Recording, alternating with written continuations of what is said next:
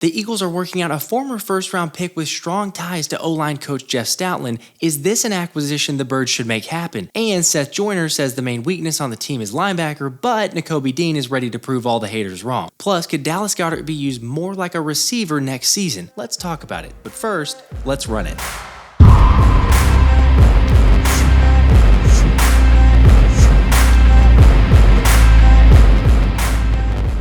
What's up? I'm Josh and I cover the Birds. Be sure to hit that like button like BDawk would, and let's get started. Speaking of the legend himself, Brian Dawkins was at a Phillies game on Tuesday night and attempted to give the wonderful tradition of take me out to the ball game a try, and he might have produced the greatest rendition in the history of the sport.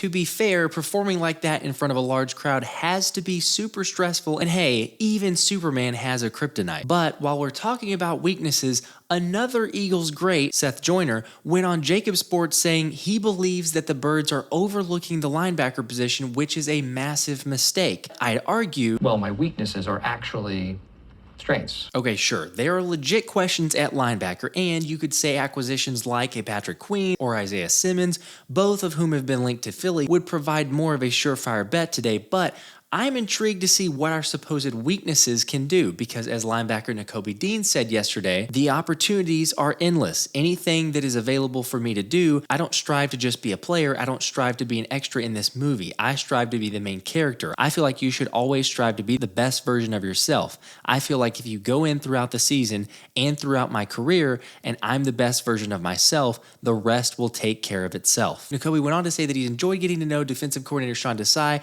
and that Desai has been asking the players what their preferences are to get feedback and hopefully put players in the best position to succeed. On the other side of this coin is newly acquired linebacker Nicholas Morrow, who, although doesn't have a great overall grading last season, it was Pro Football Focus who just a couple months ago listed Morrow as the one free agent the Bears couldn't afford to lose, since Morrow is a solid all-around player who can play at the Will or Mike spots and logged a career-high 1,086 snaps while earning his second consecutive coverage grade above 60 this past season. Obviously, we know how that turned out. Well,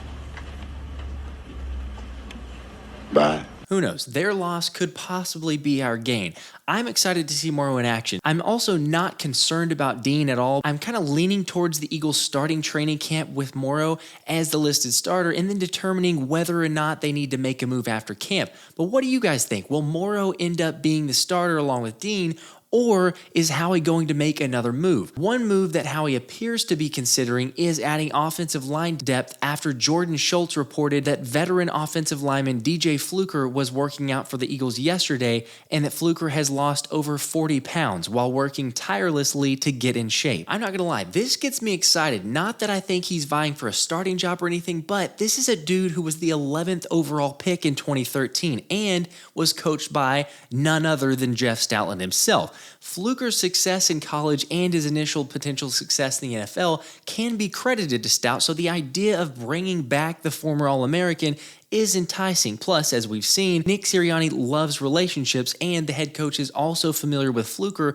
from their days on the Chargers together. At the same time, though, Fluker's been out of the league since 2020, and even his last season wasn't that great. So I guess the question is, why would the Eagles look to make this move? Well, as Bleeding Green Nation points out, it's versatility, since Fluker has played a number of snaps at 3 different positions on the O-line. But it is a little surprising to see this prospect being brought in for a workout since all the reports have been about a battle for the right guard position between Cam Jurgens and Tyler Steen. I don't know. Personally, I feel like the Birds will end up signing Fluker so they can bring him into camp and then see what he does. I'd love it if he can win a backup role or heck, maybe even a starting job. That'd be crazy, but just so we can have some additional depth with a guy his size, some NFL experience. But what do you guys think about him being brought in? And this is the Alabama portion of your broadcast, as Philly has been linked to another Crimson Tide player, wide receiver Julio Jones, after USA Today's Corey Woodruff encouraged the Birds to go after the Hall of Famer to see if he wants to to make another run at a ring, saying if the Philadelphia Eagles gave him a call, he could reunite with former Titans teammate A.J. Brown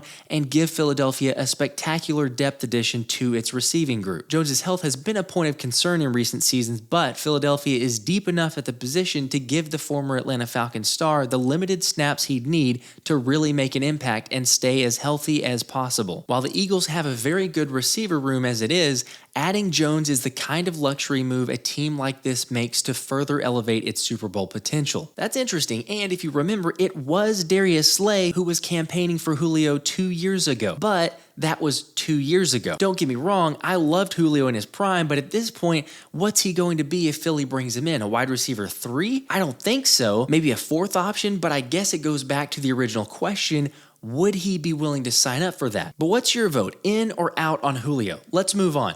Dallas Goedert has been working tirelessly to reach another level of his game after saying, I feel like this is a profession where you can never stop growing. I feel like when you do that, you'll get passed. And as Dave Zangaro pointed out, what's really stood out is that Goedert's been spending a lot of time with Eagles receivers, specifically A.J. Brown, Devontae Smith, and Greg Ward, to sharpen his routes and releases. Apparently, Goedert's been sticking around after practices to work with the receivers, since with the new coaches, the expectation of our routes changed. The details of our routes changed, Goedert said. They made it more detailed, and Sirianni had specific things that coaches are looking for, so that just starts to hit your brain. And then Smitty and AJ, you see what they do day in, day out, game out, just constant wins. So I'm just going to try to pick their brain so I can elevate my game. And AJ Brown also says Goedert's dedication isn't going unnoticed, with him expecting big things from the tight end because he's been doing a great job. I'm excited for him. The more he works with us, the more he's going to be moving around like us. I'm definitely excited for that. The more guys that come work with us, the better it's going to be. This is awesome. I mean, we're talking about one of the best tight ends in the game already, and yet he's not satisfied. He's grinding to improve and get 1% better each day. But it's not just the vets on this team, it's the rookies too, as defensive end Josh Sweat has been thoroughly impressed by Jalen Carter and Nolan Smith after he said the work ethic is crazy for both of them. They're professionals. They're here to learn and are improving quickly. Well, getting better. This can't make teams that passed on those guys feel good, especially after Jalen Carter's work ethic being questioned in the past. But as Howie Roseman knew, everything is proceeding as I have foreseen. Carter is surrounded by guys that will bring out the best in him, and he already feels a strong bond. Everybody's just connected. It's a good connection in the locker room and all. You know, if everybody connected, and I feel like, you know, we can do something with that. They gonna see what you seen in college, but even better. And you know, I plan on making a big impact to the team and to the season early, and go back to the Super Bowl and win it this time. I know I'm not telling you anything you didn't already know, but the sky is the limit for this kid, and it appears official after the unbelievable offseason and draft period that Howie had. He will be on the cover of Madden 24.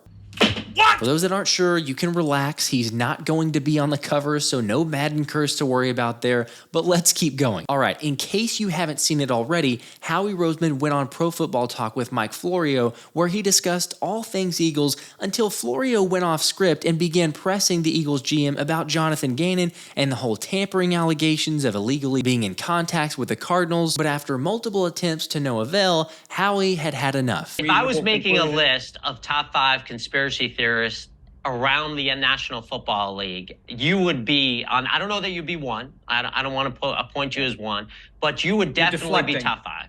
You're deflecting.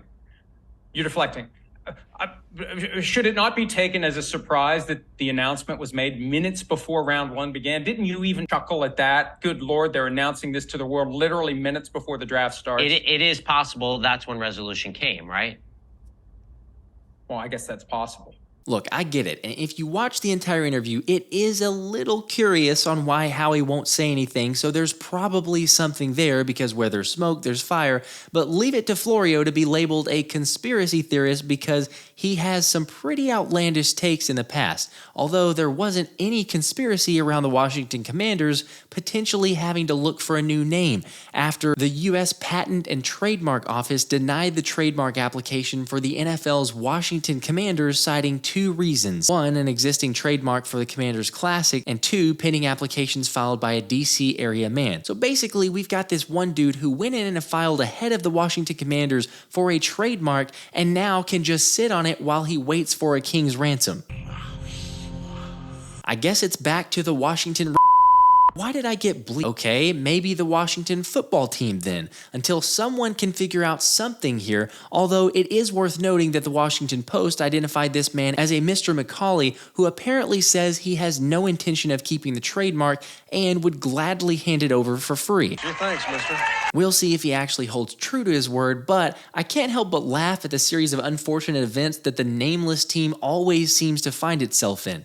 Speaking of ties to the Washingtons, Blogging the Boys thinks Carson Wentz is someone Dallas should consider, since you still see him do things in games even last year with Washington that only a handful of NFL quarterbacks are capable of, with his pocket movement and throws on the run. They went on to say that backup Cooper Rush has been relatively reliable and not as turnover prone, but when Dallas faced the Eagles for that 5th game in Rush's starting run, you saw where a guy like him caps out as an asset.